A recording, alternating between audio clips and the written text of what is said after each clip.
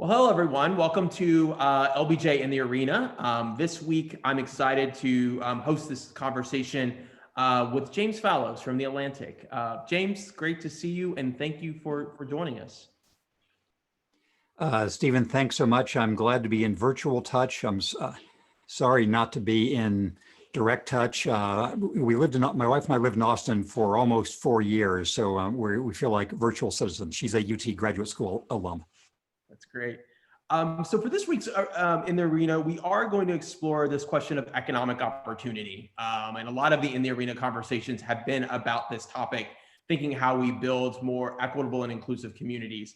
And the reason I reached out to you is I was excited to talk with you about your book that you wrote with your wife, Our Towns. In fact, I've read the book a couple years ago, actually, but I'm excited to talk with you about that and learn more about what you sort of heard on the ground as you were sort of doing this trip around the U.S.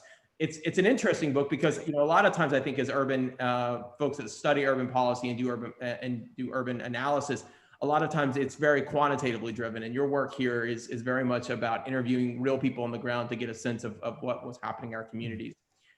So quick intro about James. James is a staff writer at The Atlantic. He's written numerous books. He's been with the magazine from 1970s. He was a former speechwriter for Jimmy Carter, and has been elected to the Arts Academy of Sciences, and he's a fellow at the American Geographical Society. So a fantastic biography and a lot of accomplishments for sure. For today's conversation, we're going to do it in sort of 3 chunks. First is we'll dive into your book, James, talk a little bit about what you learned, and obviously some of the insights gained there. We'll spend some time talking about free speech, given your role as a journalist. This is Free Speech Week at the University of Texas. So we're very interested to get your perspective on that and how you balance your role as a journalist and as a citizen, right? That to me is something that is of interest. Yeah. And then finally, any advice that you'd have for future public servants. So that's kind of our game plan for the day and how we'll spend our time together. If you're joining this webinar, you're more than welcome to submit questions to James, and we'll open that up at the end of the conversation today for your questions. I would encourage you to use the question and answer function here in the platform, and we can follow those. You can follow along the conversation and include those, and we'll go back and spend some time with those. So again, James, thanks for joining us. Let's just maybe jump right in to your book. Tell us more about, for the folks that haven't read your book, how you came about it, the journey that you did with your wife. I can imagine doing this type of road trip with my husband and maybe not making it all the way through the entire piece of it. So love to hear about how this book came about, and we'll start there. So thanks so much for your interest. So the brief backstory is, as you mentioned, I've worked for The Atlantic for a very long time. Before that, I worked for Texas Monthly Magazine when it was starting. We lived in Austin in the mid-'70s. And something that my wife, Deb, and I have enjoyed doing is being different places. We lived in China, reporting for The Atlantic for about 4 years. We lived in Japan, Malaysia, and Southeast Asia. We've lived in Seattle and California. We just like being out and seeing things. And to me, the joy of reporting is what you don't know until you show up. So being able to show up someplace and say, what's different about Sioux Falls, South Dakota, or Shenzhen, China, than I thought before getting here is part of the joy of the mission. When we came back from this multi-year stint in China, around the time that Obama was being reelected against Mitt Romney back in 2012, 2013, we thought in our preceding years in China, we'd always been on the road in buses and trains and horseback and all the rest to see provincial China. So we thought, let's try to do that in the US too. There was a sort of lowbrow reason and a highbrow reason.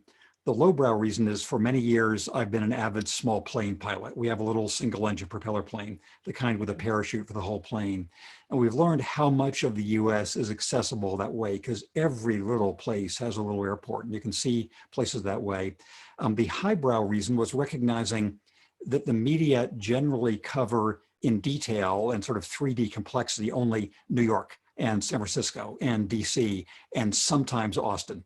and sometimes Boston, but a place as big as Sioux Falls, South Dakota, or Greenville, South Carolina, is usually written about only if there's a shooting or a political primary or somebody has a concept piece saying, what's it like in the heartland now? We just wanted to go spend just experiencing these places as real places. And so we began what became almost 5 years of about half our time over 5 years going around the country, different parts of the country, and saying, what is going well here? What's going poorly? What's on people's minds?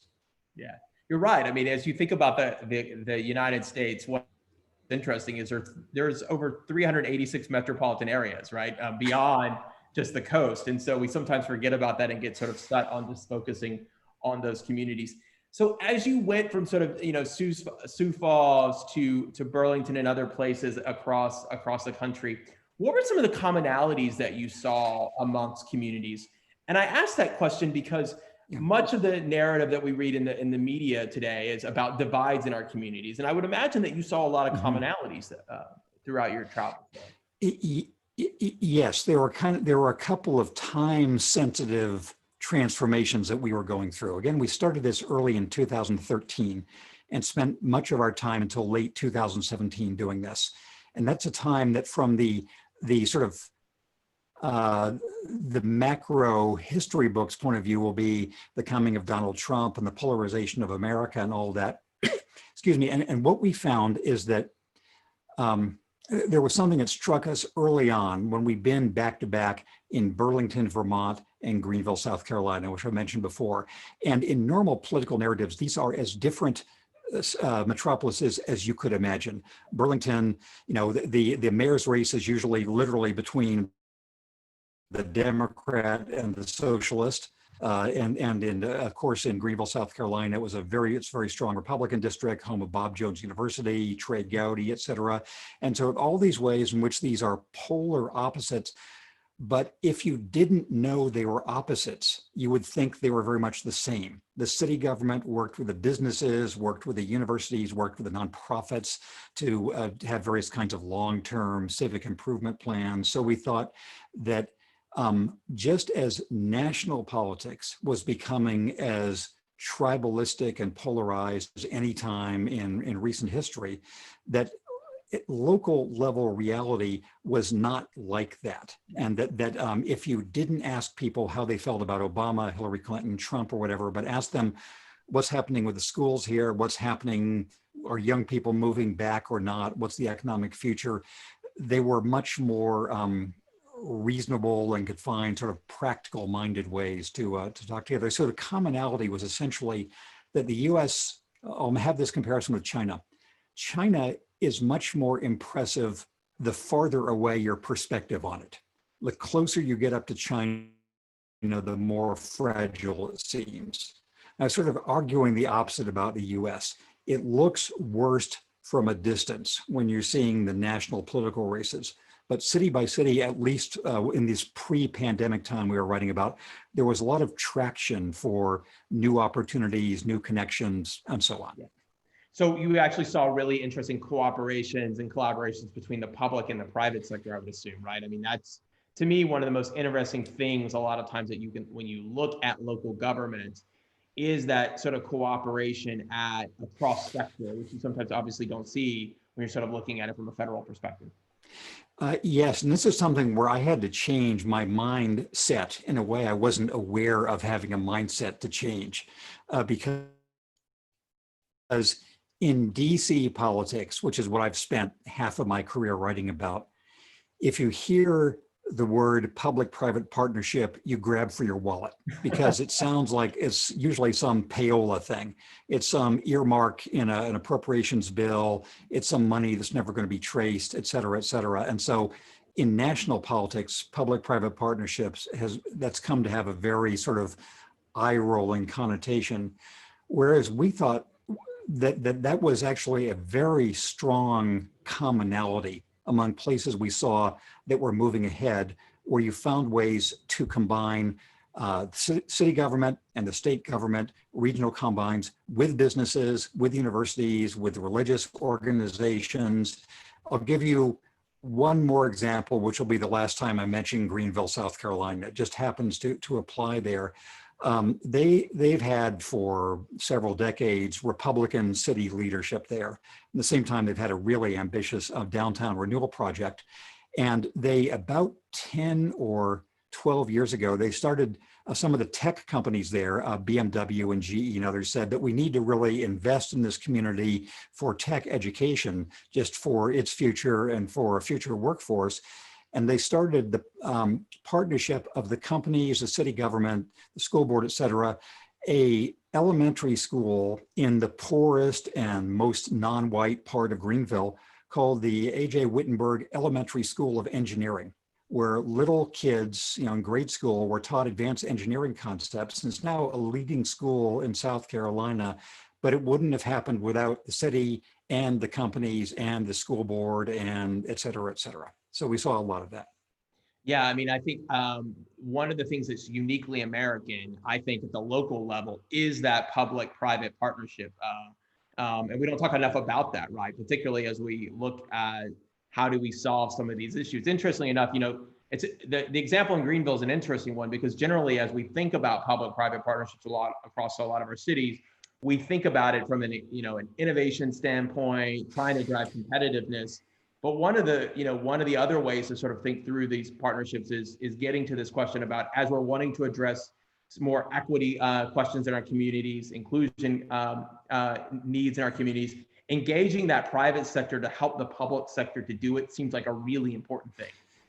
Yes, I agree entirely. And I'll give you two illustrations, concisely from my original homeland, which is inland California. Anybody on the call is from California knows the great Mason-Dixon line of California is the coast versus the interior. And I'm from the interior, which is essentially the Oklahoma of California. Lots of people came there in the Dust Bowl, et cetera. And the city of San Bernardino, California, which is right near where I grew up, is a big-ish, very troubled city. It's been officially bankrupt. They had a terrorist shooting there a couple of years ago. It's just a really troubled city.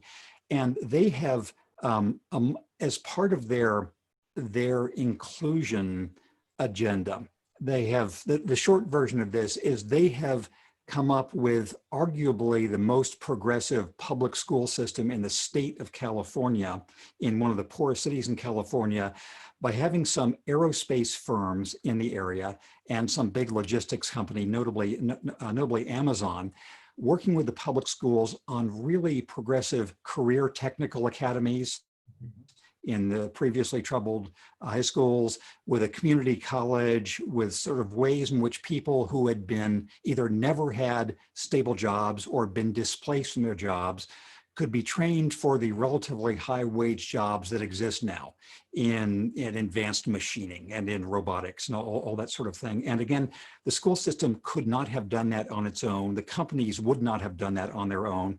But with a lot of innovative, both public and private leadership, they've made San Bernardino an example of success through inclusion rather than failure through exclusion. Mm-hmm. So one of the things that was interesting to me in your book was the discussion about how we create community and connections. And particularly, as you look at how we're sort of living in the pandemic, a lot of folks potentially have said that we're more distant. The decline of social capital, as we would traditionally think about it, to build off of Putnam's work and others. What is the role of, how do you see social capital and community building across communities? I think about my grandfather, my parents going to the Rotary Club and those types of organizations, and those civic organizations still being a real important fabric. Thoughts on the state of sort of social capital and how communities are connecting in places today? Yes, that was much on our mind, and in a sort of pre and post pandemic mode. In the pre-pandemic mode, I actually had a debate with Robert Putnam where he was saying, well, I have all these measures of declining social capital. I said, well, maybe you should get out more, which he did not take kindly too. But it was essentially that, yes, bowling leagues might have been in long decline, but there were some other things from religious organizations which often have their racial exclusion connotations, but are ways to have civic connections, to new sporting and recreational venues, to conscious efforts in a lot of cities to find ways of how can we reconstruct social capital. I'll give you just two illustrations here. One is from Erie, Pennsylvania, where we spent a lot of time. It's a classic declining industrial city where Donald Trump was having a rally last night. And Erie has very deliberately, again, in a public-private way, with Erie Insurance, a big local company, the Jefferson Society, which is sort of like a think tank for Erie, and the city government, to have training programs for cadres of future leaders of Erie and making people feel they're invested there. Knoxville, Tennessee, also has some organization whose name I forget, but we went there to give some presentation about 2 years ago.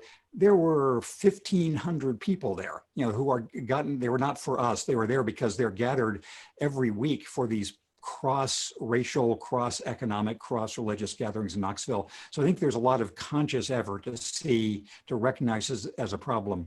Post-pandemic, my two great fears, apart from all the obvious ones, are that the small businesses that have been the vanguard of bringing back a lot of towns that are more troubled than Austin, towns that are trying to sort of remake their cultural and economic landscape, they are particularly stressed. And the human gatherings, whether it's in brew pubs or in churches or whatever else, are much harder to do. So two things that have been most important are most imperiled right now. And so we hope there will be another time. Yeah.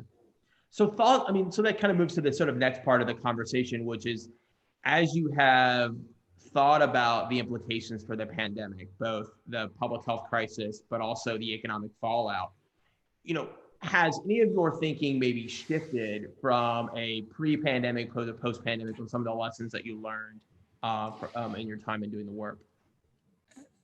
So I'll have two sort of semi-answers and then an approximation of an actual answer. Okay, one of the semi-answers is we spent much of last year making a movie with HBO, Deb and I did, and this will be out early next year. And it was about 6 of the communities we've written about our book. We spent 100 days of filming last year making this movie. And it was essentially about the elements of civic cohesion that would allow communities to rebound if they did, and where their absence made it hard. And we made that before the pandemic, and we've had to sort of, redo the voiceover, et cetera, for post the pandemic. But interestingly, the themes are consistent, that American history has a long sequence of blows to cities, to companies, to individuals, to regions. And so the characters that make for resilience are important ones. That is one partial answer. The other partial answer is I did a piece in the Atlantic probably 2 months ago now, sort of the anatomy of pandemic response and why this was a preventable catastrophe from the US point of view. And so I hope that there will be a more, I won't make that case now. The real answer I would give is, I've been around long enough to have seen a lot of crises in American life. When I was working for Jimmy Carter in the White House in 77 and 78, it was the first oil shocks and the first time that, that OPEC was getting into business. When I was in college in the late 1960s, it was the Vietnam War and all the racial turmoil of that time. When we lived in Texas, there have been booms and busts of the energy industry. And so the kind of downturn we're going through now is severe, but not unique.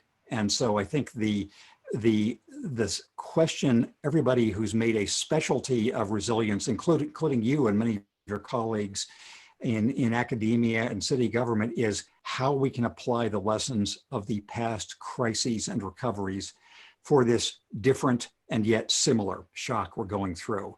It's practically nobody alive has lived through a pandemic before, but we've lived through severe economic shocks, and we need to find some ways to draw on those lessons to survive this one. So I want to follow up on 2 points. The point that you mentioned about the sort of history of America being a bit anti-urban is an interesting one, and it is because I just prior to this conversation, Rich Florida and I were doing another session like this for another event, and I know you know Richard and his work, and he made the exact same comment that over time, that if you look, that America's policy, particularly federal policy, has been sort of anti-urban, anti-city. And if we want to come out of this pandemic, we're going to have to really embrace our cities as the engines for catalyzing the growth going forward. Thoughts or perspective on that point? Yes. So that's a really interesting question of political iconography and self-image and all the rest.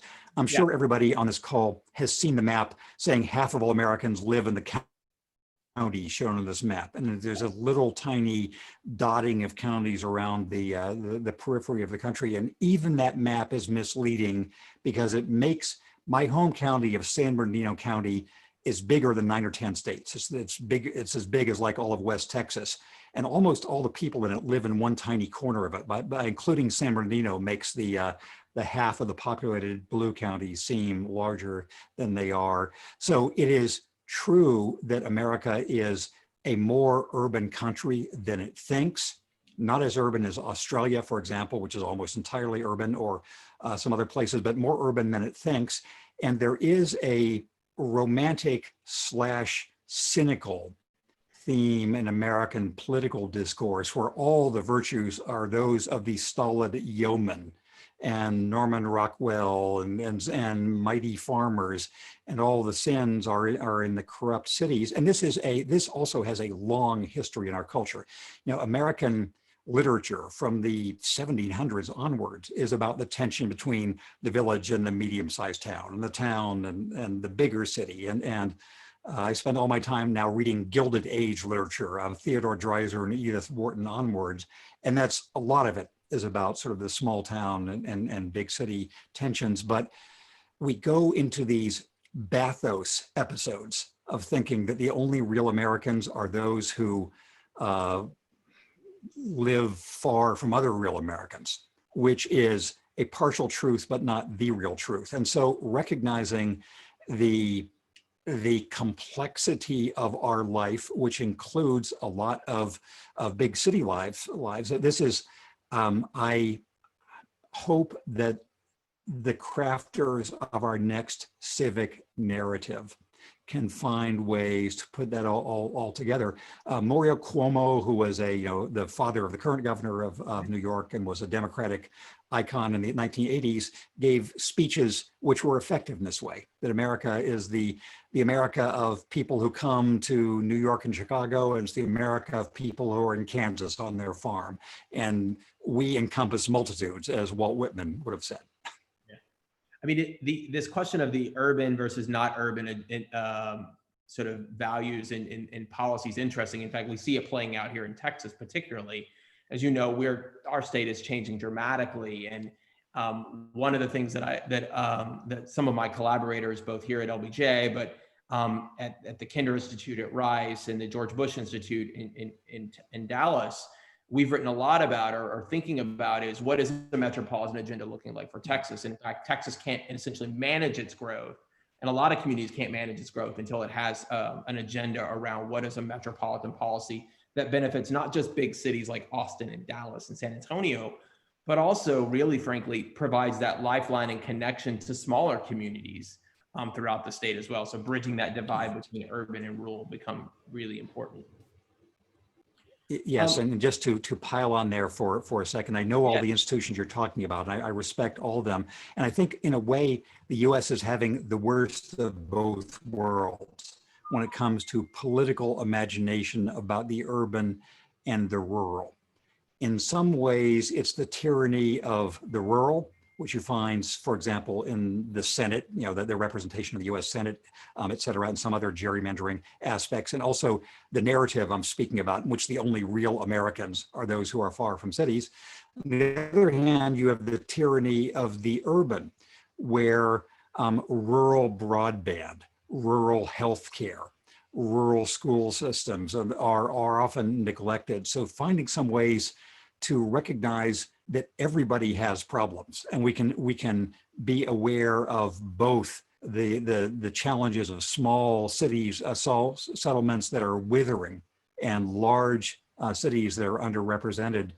A sign for that will be when the Secretary of Housing and Urban Development, when that role is considered a mainstream role, like being Attorney General or something, and not a sort of token role, as it has often been. Not always, but often. Yeah, no, I completely agree with you. And that actually would bring me to my next question for you, and not to put you on the hot spot, but if you're thinking about, policy interventions, right, from the federal government standpoint of what the federal government can do for smaller cities, larger communities, many of the places that you visited in terms of trying to help them catalyze economic opportunity, what is the role of the federal government? I mean, because your book, which I find lovely about your book, is characterizing and cataloging the local innovations that are happening. So what is that role of federal policy in terms of advancing opportunity for many of these communities? So my first answer again will be, it's a hard question, which I hope, people both in academics and government and politics will be addressing more directly soon. So it's a hard and complicated question. Second, there are some specific answers and sort of seeing both the problems and the innovations that typify the local level. Things like, I mentioned both broadband and healthcare as things which are sort of distinct problems for a lot of rural areas. The career technical community college renovation revolution, I think, is an important one.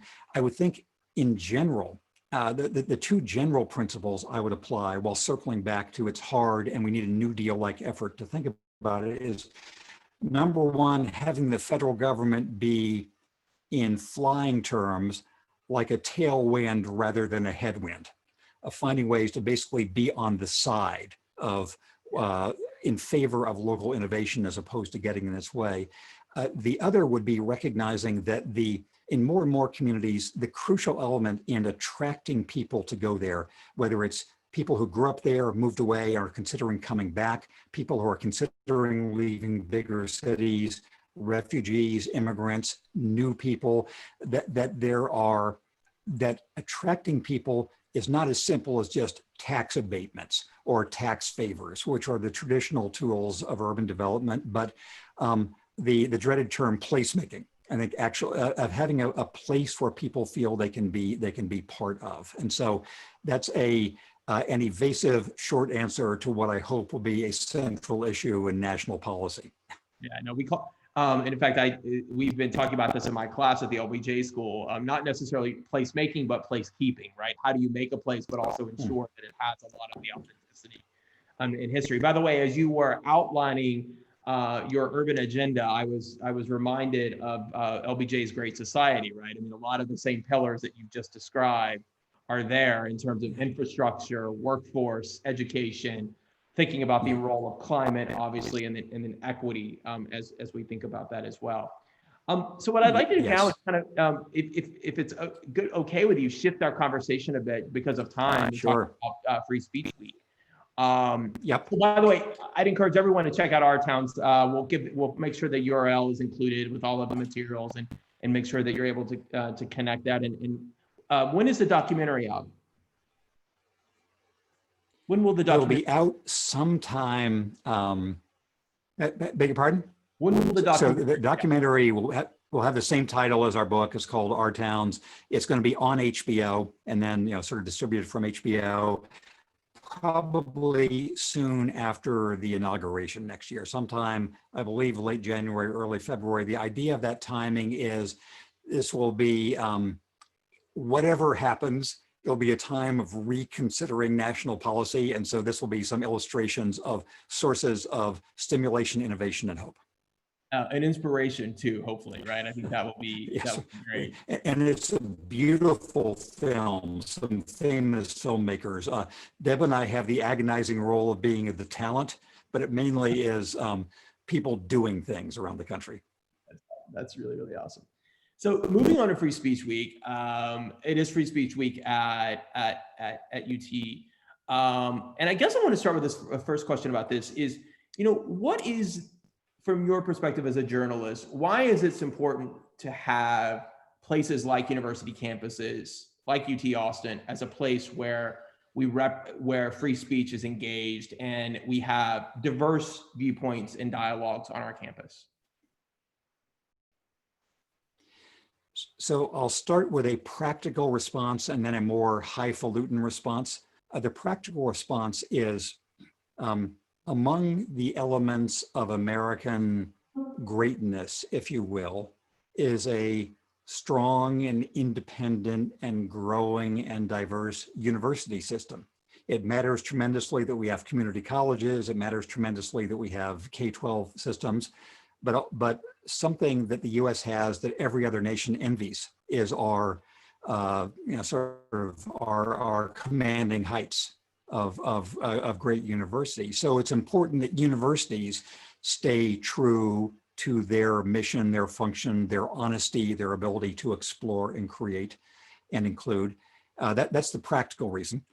The highfalutin reason is that I've spent enough time living in countries where free speech is dangerous and suppressed, starting with 4 years in China, to recognize that there is a lobotomized ceiling on human ambitions and social success when people are afraid to express themselves. And yes, the First Amendment and American constitutional principles have always recognized extreme cases. That there is a known category of speech that is considered too actively dangerous to tolerate freely. But the bias in our culture has been in favor of the more expression, the better. The idea that over time, despite the frictions, that we'll be better off if we listen and speak more rather than speaking less. So I think that we have the ups and downs of American history suggest a bias in favor of free expression is better for individuals, for the culture in the long run. So that's why it's important that the universities do this and we all do too. So in your role as a journalist, how do you sort of balance your journalistic integrity with topics that you may have really strong opinions about? That seems to me would always be one of the most challenging things that I would personally have a challenge with. How do you do that? So I have the luxury of having worked for most of my career for The Atlantic, which is America's oldest magazine. It was founded before the Civil War. It endorsed Abraham Lincoln in 1860. So early on, it was committed to the idea that it was going to take sides. Yeah. And so I've been in a brand of journalism where, on the one hand, The Atlantic was also founded on the principle of no party or clique, as Ralph Waldo Emerson put it in the founding statement in 1857. So not being a political party operative journal, nor predictable, we hope, but being able to make arguments. The original argument of the magazine was anti-slavery, and it's had some arguments that look better and worse over the years since then. But then for me as an individual, my premise has always been that if I state my premises and show my homework, then I can tell you what I think. So when we lived in China, I did some articles saying, this is something to be concerned about with China. This is something not to be concerned about with China. And similarly, I've said these are ways in which America is developing in a good direction, ways it's developing in a bad direction. But I think I find that if you lay out your premises, I believe the following 6 things. And therefore, based on that, I tell you that this following development is bad. I did just a word more on this. When we were living in Austin back in the 80s, in our second stint in Austin, I did a giant cover story for The Atlantic about the immigration debate of those days, which led to the Simpson-Mazzoli bill. And there were lots of Vietnamese refugees then, lots of Haitian refugees. I traveled for almost 5 months around the country. And my argument was, immigration is always a stressful issue for any society, but I'm going to tell you why I think the immigration of this era is doing us much more harm than good. and the people who are worried against it are wrong in what they're saying. And so I said, here's what I think, here's why I think it, here's what I'm going to argue. And I believe that in most forms of journalism, if you state your premises and show your homework and are not cheating in your arguments, then that's what you can do. So how do we, looking at the current climate around, public dialogue and discourse, social media, this administration and journalists, and as we maybe look to the future, how do we get back to having more respected and dignified public discourse? Like what's going to be required to get us there? This is another hard and long question, which I'll give you a number of partial answers for. Number one, I think leaders have an example, have a burden through example, and leaders who set an example of considerate, tolerant discourse versus the reverse. We need to recognize and reward such leaders. That is one. Number two, I think with social media, I believe that we're in a version of sort of the second Gilded Age now, by which I mean most of the challenges of the original Gilded Age 100 plus years ago, of new tech empires, new sources of wealth, new sources of dislocation. We're seeing those now. An answer to those, a response to those 100 plus years ago was antitrust. And I believe we're going to see, we saw in today's news the Google, the Google suit by the Department of or investigation. I'm agnostic about that as a longtime actual admirer of Google in particular, and not of some other companies. But I think there's going to be some antitrust actions. I think there's going to be, led probably by the Europeans, some more exploration of where you draw the line between free speech and social media distortions. And I think for the news media, it's just a historical reality, which I wrote a book called Breaking the News almost 25 years ago. And it predicted, among other things, that the, Fox News was just being founded then. I predicted that a party line outlet like that could have distorting effects. And I believe that has been, the history of Fox News, I think, has been significant for the U.S. of the past generation, regardless of your partisan outlook. So I think finding ways for the mainstream media to recalibrate themselves. One other point, there is a more abundance of excellent information now than ever before. So the question is to find more common ways for people to have common sources of info. But it's a long, difficult question and partial answers. So one of the questions that one of my colleagues had for you, and I'm giving a shout out to Kate, who wrote this question to me, and it was interesting. We were talking about how you manage your role as a journalist and what advice could we get for some of our students. Tell us about how you sort of manage your research and writing process. How do you go about sort of coming up with a story idea, going through the research process, the writing process to a final product? Can you walk us through that a little bit?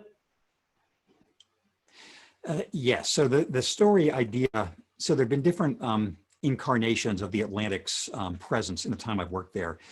When I started there, after I left the Jimmy Carter administration, it was 12 issues a year, and I would usually have 11 articles per 12 issues, just because there was no internet in those days, and that was the main way you could get information out. And so you'd have some short articles, some long articles. Then there was a time starting about 15 years ago when the Atlantic was an early place with a website where I would do like 3 or 4 print articles per year, which were bigger productions, and probably 3 or 4 web pieces per week. And they could be just much more casual things. Now both the print magazine and its online presence have become more formalized. And so there are the article selection process now is a much more deliberate process than it was in the early days. And the hardest part of it is recognizing, for the print magazine, you have to think of what will be newsworthy 6 months from now, because that's how long it takes to research the story, to just do all the fact checking and writing and everything. And so you have to think, what are the allowances for the vagaries of politics, the knowns and unknowns?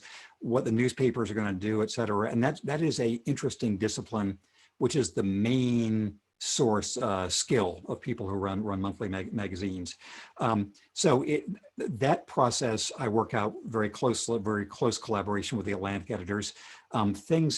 Now there is the Twitter, which is the main outlet for things that would have been short-term web posts 10 or 15 years ago.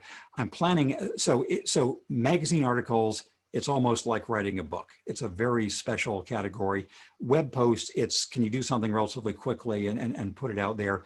Deb and I are about actually to launch, coincident with our movie early next year, a new website going into many of the topics that you were writing about directly and personally. So I'll have actually a post up this afternoon involving some of those things. So it's funding topics is different for the different outlets. Then you're just constantly doing reporting, reading, going places. I have phantom limb. I mean, everybody is suffering under the pandemic. I am fortunate in most ways. I acutely feel the inability to travel because I usually spend 35 weeks of each year on the road and just out saying what's happening here in Bellingham, Washington, what's happening in Tulsa, what's happening in Eau Claire, Wisconsin, and not being able to do that, I feel acutely. Then there's the writing, the part everybody hates. Yeah. That's really helpful. So being out on it seems to me that one of the things I take from you is this constant engagement of being out on the road, talking to folks, having those perspectives sort of shape your work. Last question, and then we'll go to some of the questions that are in the Q&A that folks have posted. And that is, this is the 50th anniversary of the LBJ School. This is a school that has a legacy of educating both thinkers and doers. And one of the things that excites me about being here as a faculty member is that many of our students will go out and do fantastic things. And so I was hoping that you could provide some advice for our students. You started your career in public service. What advice would you have for a student that's going to go up in a post-pandemic, maybe a post-Trump or not a post-Trump world, wanting to do public service? Are there any lessons learned or advice that you'd have for them? So as a note of exhortation and inspiration, I'm saying, thank God you students are doing what you're doing. that the country has rarely needed the combination of commitment, idealism, and expertise in running the machinery of its national business the way we need it right now. So your country needs you. If you find any of those antique posters of Uncle Sam needs you, it is the case. So thank you for doing this.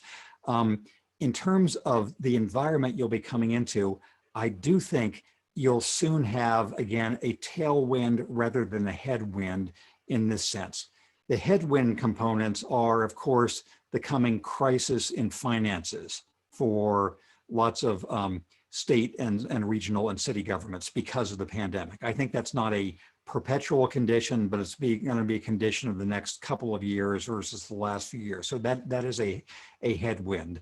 But and there's another sort of headwind of casual disregard for the process of governance over the past decade or so.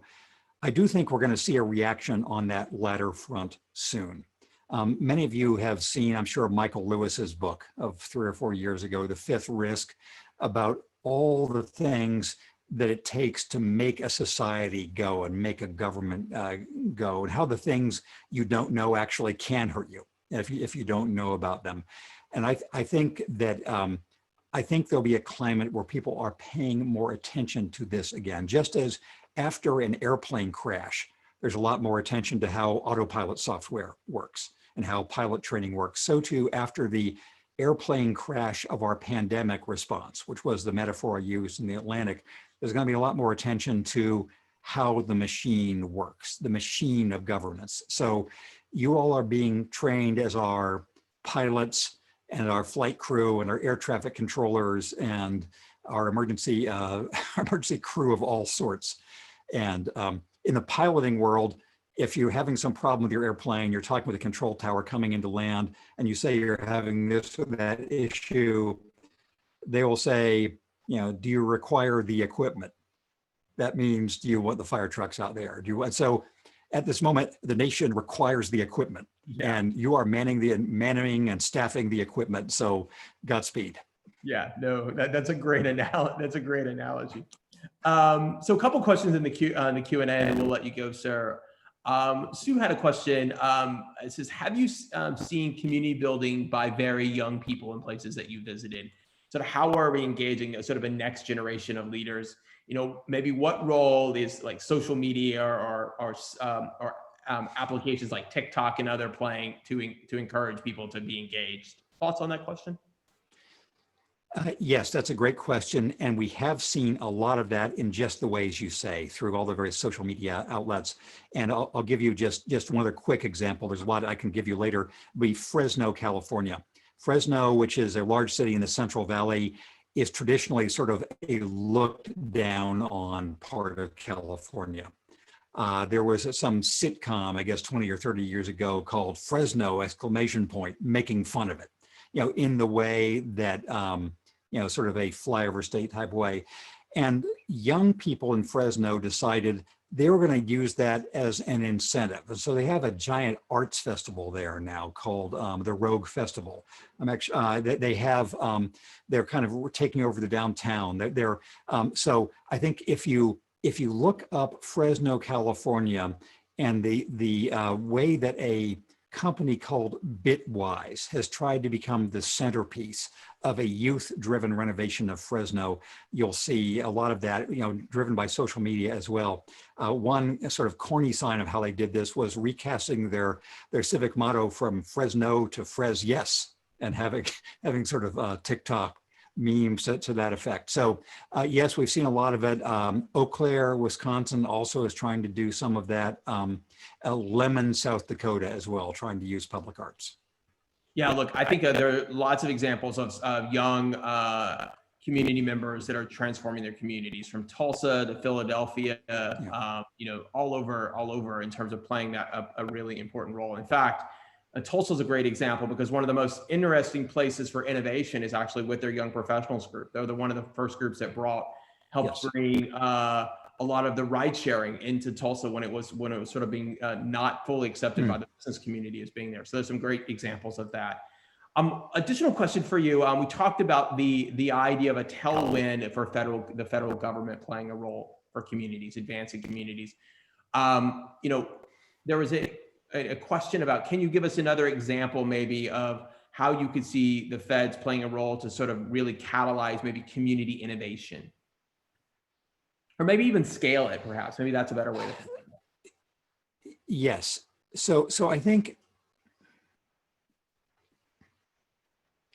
I'm thinking this will seem off topic, but it's there's a group called Art Place America that you all are probably aware of. It's coming to the end of its 10-year run, and I believe that has a significant philanthropic component to it. But there was a federal grant. There was a part of it too, and that has been very, very important in sort of seeding public art and artistic experimentation ventures around the country with a bias towards smaller places. In fact, the reason that Deb and I first went both to Ajo, Arizona, which is a tiny little place just down by the border, and Eastport, Maine, which is up near the other border with Canada, is because of some public arts projects there. I think that if there were a version of New Deal era arts, literature, and cultural experimentation funds, of not saying what they should be exactly, but making money available for them, that can go a long way in having, I've become a believer about the role of public arts and public culture making in that way. If I also, on an entirely different front, I become, as I mentioned earlier, a giant believer that career technical academies in high schools, community colleges, and sort of later career education of all sorts are the indispensable sort of opportunity building institutions at this moment. We need our research universities, have to be there, but these kinds of programs really can make a difference in opportunity and inclusion too. And having federal support both for those institutions themselves and to allow them, to help them to pool their experience, to say, okay, this has worked in San Bernardino, but this worked in Pensacola and this worked in Duluth. And so I say public arts and the kind of vocational training that actually is crucial right now. Those are two things where federal support could help local innovators. I would push your federal workforce piece even further to say, let's also have the Fed step and provide the wraparound services that allow people to participate in those services. Subsidized childcare, the job placement and the mentoring. You can't just offer the workforce development training programs without doing that whole package. And to me, that is an absolute role where additional federal funding could transform our workforce development perspective here in the U.S. I agree entirely. I wish I'd thought of that, but yes, I agree entirely. And also, of course, healthcare and all of its aspects. Yeah, for sure. So last question, and it is a question about any insight about communities or regions that maybe support political parties or candidates who are not in their self-interest. Maybe a candidate gets elected and obviously they don't fully represent the views of a community, but somehow they're able to win that election. Thoughts on why that's happening, or lessons learned from that, maybe from your travels? So I'll give you an example and then a partial lesson. 4 years ago, we spent a long time in Dodge City, Kansas, in western Kansas, where some of you may have been. It was famous from the Gunsmoke TV series of long ago. And now it's gone from being a mainly white farming community to being a majority Latino community, because the meatpacking industry is the main thing that is going on there. And Dodge City, in its local dealings, is all Republican Party oriented, but amazingly small p progressive.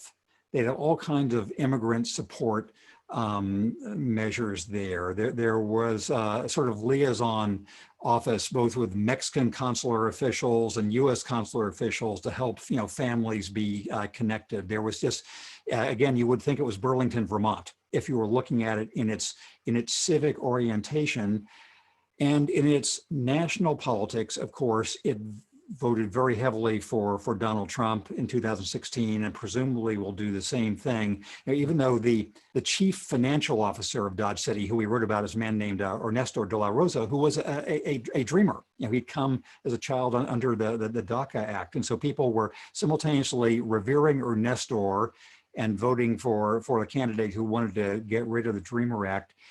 The only explanation I can derive for that is that national politics have become increasingly just detached from practical reality.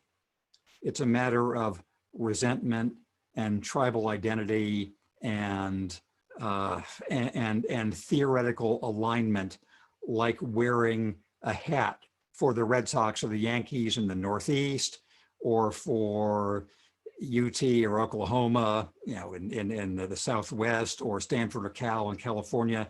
And so we didn't ask people national politics in Dodge City because we knew it would be like starting a cable talk show. But if you ask them about the DACA Act and its effect in their community, they would have a whole different perspective. So I think it is the detachment of national politics from practical reality has been destructive. And it's possible that a time of crisis like this will reconnect that somehow and have people think there's a connection between their national vote and the economic, public health, and other consequences of their community. Great. James, we're at time. Thanks for joining us for this hour. It's been great to chat with you and get your perspective. And thanks for sharing your time with our students and faculty and staff at the LBJ School. Thanks for your excellent questions, and thanks for letting me be back in my one time and perhaps future home of Austin and the virtual diaspora too. Great. Thanks so much, guys. Thanks so much. I'll see you in person someday. For sure.